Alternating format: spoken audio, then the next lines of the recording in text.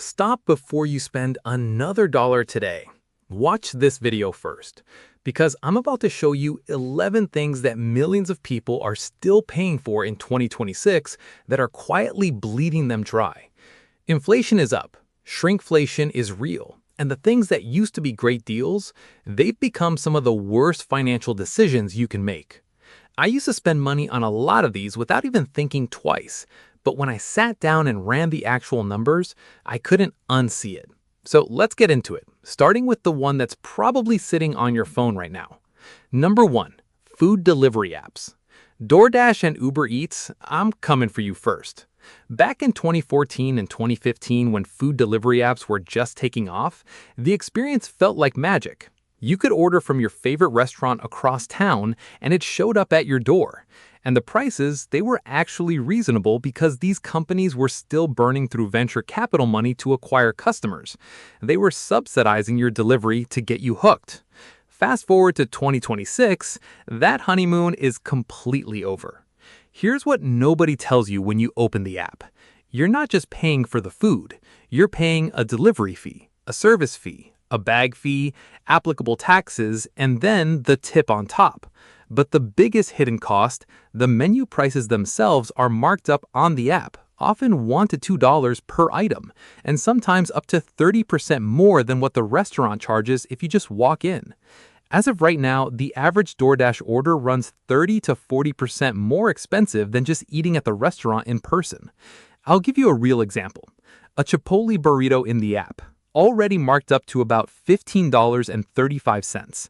By the time you check out, with DashPass saving you on some fees and a modest tip, you're at $22. Without DashPass, you're looking at nearly $29 for a single burrito. That's more than double the cost of the burrito itself.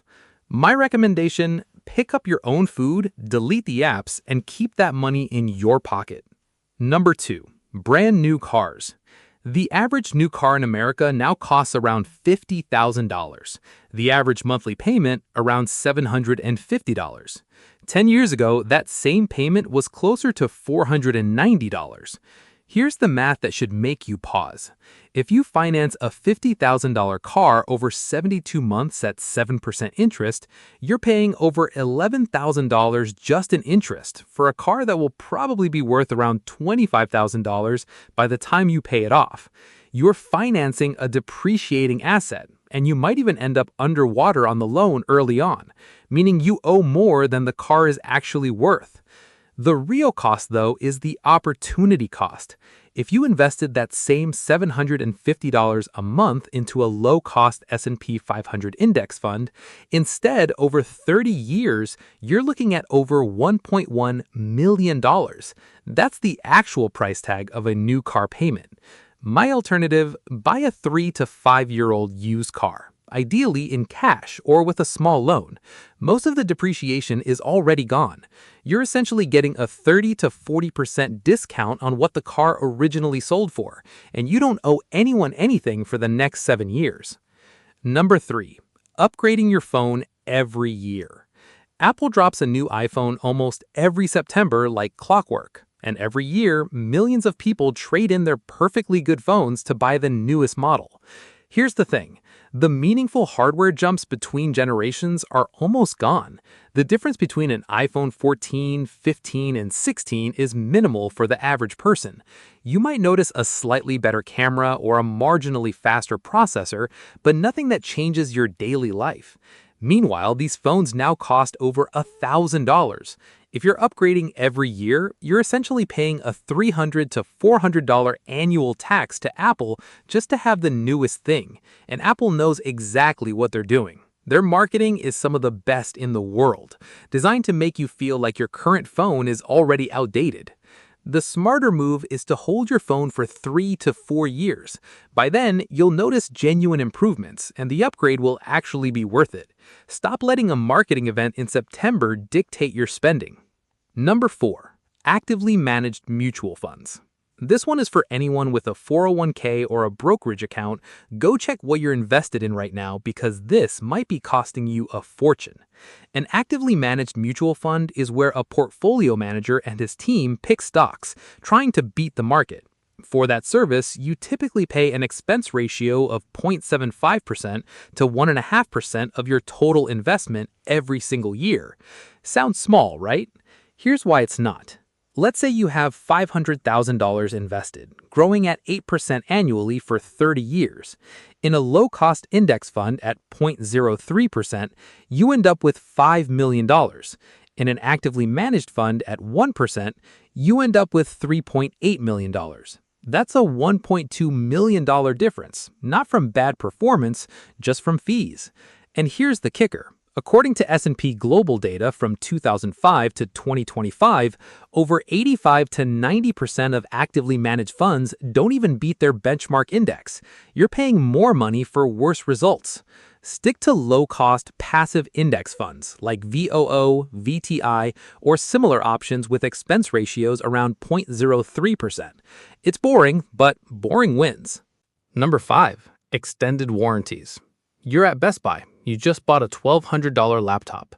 The associate asks you if you want the 3-year protection plan for $200. You think, well, what if something goes wrong? Here's what they don't tell you.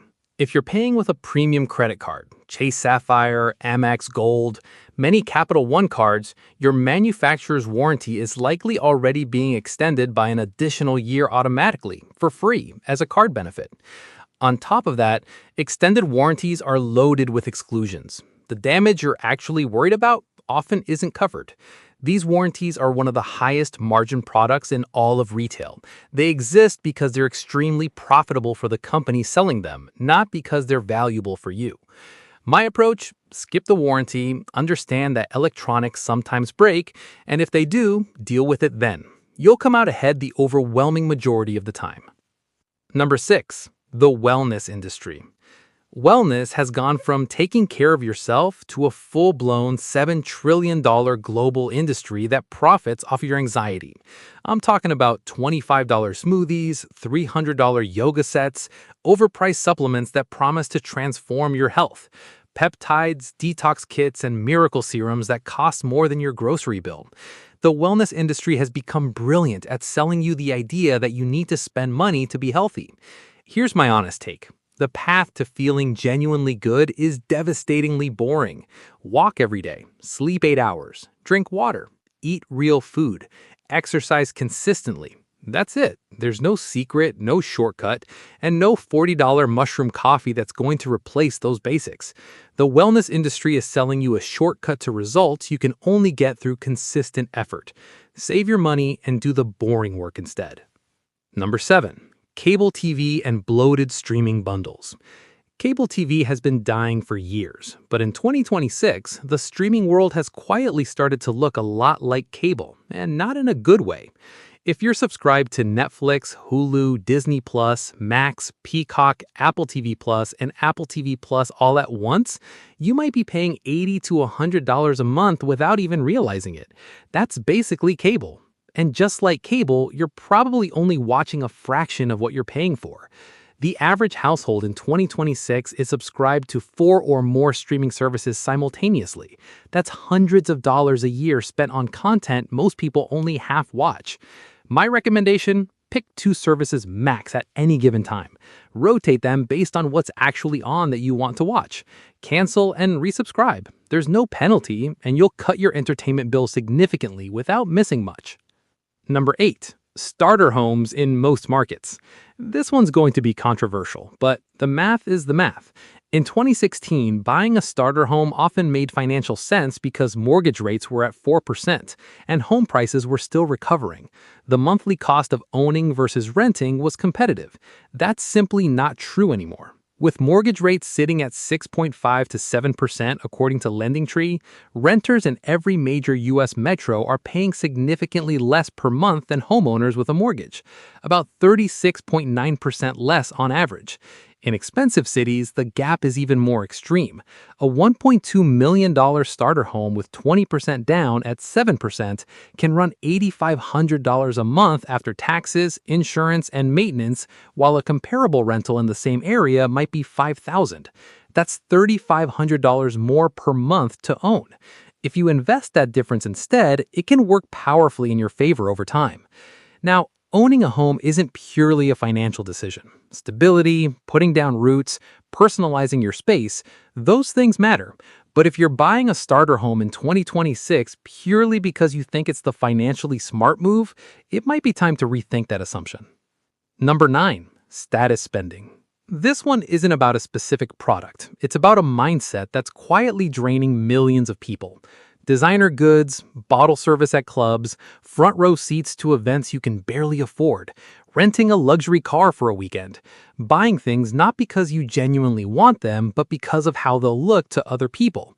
Status spending is emotionally satisfying in the short term and financially destructive in the long term.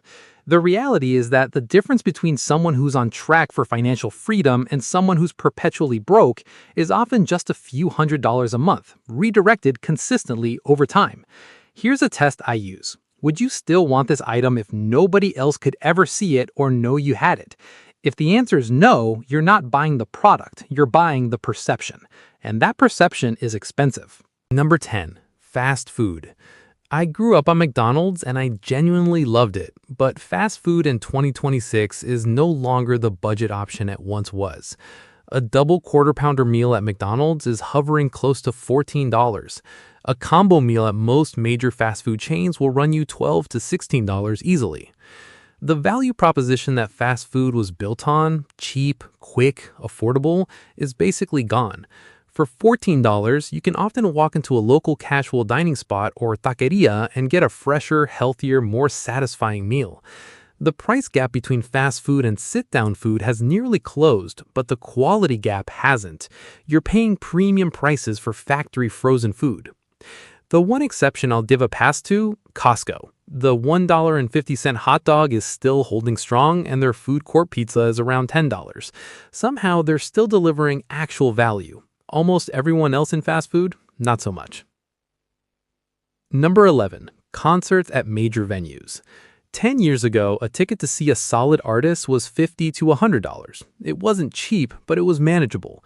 In 2026, a single concert ticket to a major artist before Ticketmaster piles on the service fees, facility fees, and processing fees can easily run you $200 to $300. By the time you add transportation, drinks, and food at the venue, a night out at a concert can cost $400 or more per person. There are a few reasons for this. Post-COVID pent-up demand sent ticket prices soaring when live events returned. Cultural moments like the Eras Tour normalized spending astronomical amounts on a single show and made it feel acceptable. And Ticketmaster has continued to layer fees on top of fees for what is ultimately a digital ticket delivered to your phone. Here's my alternative. See a local artist or an up-and-coming act at a smaller venue. Paying $20 to $30 to see an incredible performer in a 200-person room is often a better night than spending $400 to sit in the nosebleed section of a stadium where you'll need binoculars to see the stage. Final thoughts. So there you have it. 11 things that are no longer worth your money in 2026. Food delivery apps, new car payments, annual phone upgrades, actively managed funds, extended warranties, overpriced wellness products, bloated streaming bundles, starter homes in expensive markets, status spending, fast food, and big venue concerts. Now, I'm not saying cut everything and live like a monk. Some of these things still bring people genuine joy, and that's valid. But the key word is intentional. Know what you're actually paying for. Know what you're getting in return, and make sure the math makes sense for where you're trying to go financially. The small decisions compound over time, just like investments do. A few $100s redirected every month can change your entire financial future. If you found this video helpful, I'd love to hear from you in the comments. What have you cut from your budget recently, or is there something on this list you still think is worth it? Drop it below. I'll see you in the next one.